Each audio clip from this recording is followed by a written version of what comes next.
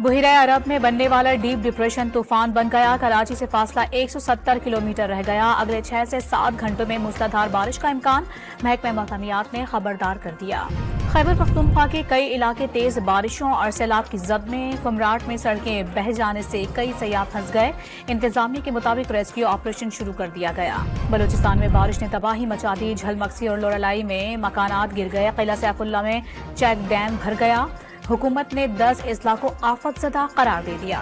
कराची के इलाके defence, north, Najmabad, गुलशन इकबार और गुलिस्तान जौहर में तेज हवाओं के सबब दरख्त गिरने से एक खातून चल बसी, एक शख्स जख्मी, कई गाड़ियों को नुकसान पहुंचा। वजीर आजम का मुल्क दुश्मनों को इबरत का निशान बनाने का 2 टोक ऐलान। बलूचिस्तान में नफरत के बीज बोने वालों को कोई जगह नहीं मिलेगी। काबीना इजलास के दौरान मुज़ाकरात का इम्कान यकसर मुस्तरद। वफाकी वज़ीर दाखिला मोहसिन नकवी ने दहशतगर्दी के वाक़यात को शंघाई ताउन तंजीम इजलास मुतासर करने की साजिश करार दे दिया।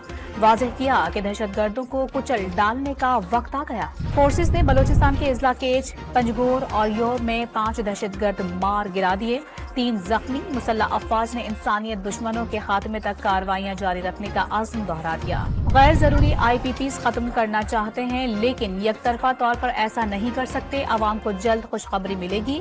वफाकी वजीर तवानाई की सेनेट कमेटी में गुफ्तगू।